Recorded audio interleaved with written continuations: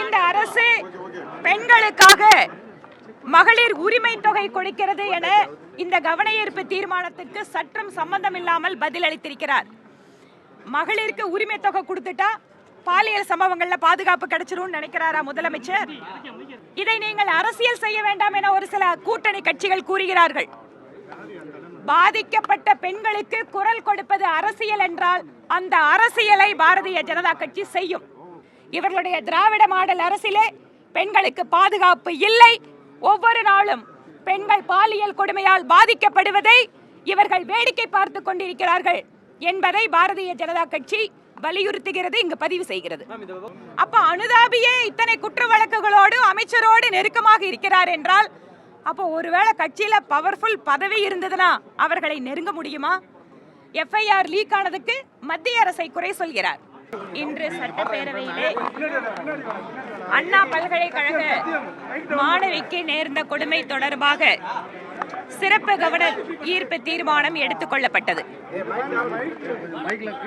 அனைத்து அரசியல் கட்சியினரும் தங்களுடைய கருத்தை பதிவு செய்தார்கள். பாரதிய ஜனதா கட்சியின் சார்பாக எங்களுடைய மூத்த தலைவர் சட்டமன்ற உறுப்பினர் திரு எம்.ஆர். காந்தி அவர்களும் இது தொடர்பாக பேசினார். இதற்கு பதிலளித்து பேசிய மாண்புமிகு முதலமைச்சர் அவர்கள் பெண்களுடைய பாதுகாப்பு மற்றும் அந்த மாணவிக்கு நேர்ந்த கொடுமையை பற்றியெல்லாம் பெரிய அளவிலே கவனத்தை எடுத்து இந்த அரசு செயல்படுவதை பற்றி குறிப்பிடாமல்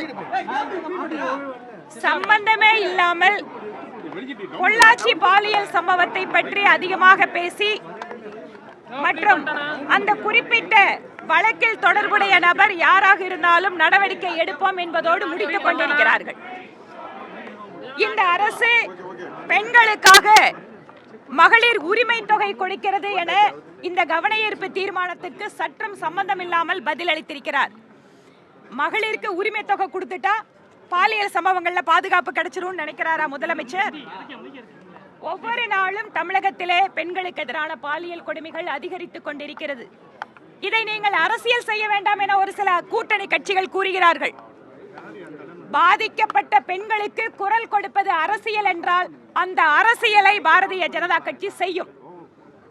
ஒரு பெண்ணுக்கு, அதுவும் பல்கலைக்கழக வளாகத்திலேயே பாதுகாப்பு இல்லாத சூழல் தமிழகத்தில் இருப்பதை சுட்டி காட்டுவதற்கும் போராடுவதற்கும் அரசியல் கட்சிகளுக்கு உரிமை இருக்கிறது. இதை நீங்கள் அரசியல் செய்ய வேண்டாம் என்று கூறுவதற்கு எந்தவித அருகதையும் கிடையாது. மாநிலத்தினுடைய முதலமைச்சர் அவர்கள் நிர்பயா நிதியை தமிழகம் எத்தனை வாங்குகிறது, எத்தனை செலவழித்திருக்கிறது, எத்தனை பொது இடங்களில் பெண்களுக்கான பாதுகாப்பு ஏற்பாடுகளுக்கு அவர்கள் தகுந்த முன்னேற்பாடுகள் அல்லது அவர்களுடைய அரசின் செயல்முறைகள் இருக்கிறது என்பதை பற்றி எதுவுமே குறிப்பிடாமல் பொத்தாம் பொதுவாக நடவடிக்கை எடுக்கப்படும் என்று கூறியிருப்பது எங்களுக்கு ஏமாற்றம் அளிக்கிறது. இவர்களுடைய திராவிட மாடல் அரசிலே பெண்களுக்கு பாதுகாப்பு இல்லை. ஒவ்வொரு நாளும் பெண்கள் பாலியல் கொடுமையால் பாதிக்கப்படுவதை இவர்கள் வேடிக்கை பார்த்து கொண்டிருக்கிறார்கள் என்பதை பாரதிய ஜனதா கட்சி வலியுறுத்துகிறது, இங்கு பதிவு செய்கிறது. இந்த விவகாரத்தில் கைது செய்யப்பட்ட குற்றவாளி திமுக சேர்ந்தவர் கிடையாது, அவர் ஒரு அனுதாபி தான் அப்படின்னு முதல்வர் சொல்லியிருக்காரு. திராவிட முன்னேற்ற கழகத்தில் சாதாரணமாக அனுதாபியாக இருப்பவர் சக்தி வாய்ந்த அமைச்சர்களோடு நெருக்கமாக நின்று புகைப்படம் எடுக்க முடியுமா? சாதாரண அனுதாபி அமைச்சரை பக்கத்தில் நெருங்க முடியுமா? அப்ப அனுதாபியே இத்தனை குற்ற வழக்குகளோடு அமைச்சரோடு நெருக்கமாக இருக்கிறார் என்றால் அப்போ ஒருவேளை கட்சியில பவர்ஃபுல் பதவி இருந்ததுன்னா அவர்களை நெருங்க முடியுமா? எஃப்ஐஆர் லீக் ஆனதுக்கு மத்திய அரசை குறை சொல்கிறார். சரி, இந்த வழக்குல நீங்க மத்திய அரசை குறை சொல்றீங்க, கவர்னரை குறை சொல்றீங்க. கவர்னர் எங்களுக்கு ஒத்துழைப்பு கொடுக்கல, துணைவேந்தர் போடல, அதனால எங்களுக்கு இதுல பொறுப்பு இல்லைன்னு சொல்லக்கூடிய மாநிலத்தினுடைய முதலமைச்சர் அவர்களே, கவர்னர் சம்பந்தப்படாத சட்டம் ஒழுங்கு காவல்துறை முழுதாக உங்கள் கட்டுப்பாட்டில் இருக்கின்ற பொது இடங்களில் எல்லாம் பெண்களுக்கு பாலியல் கொடுமைகள் நடக்கிறதே, அப்போது அதற்கு நீங்கள் தானே முழுதாக பொறுப்பேற்க வேண்டும். நன்றிங்க.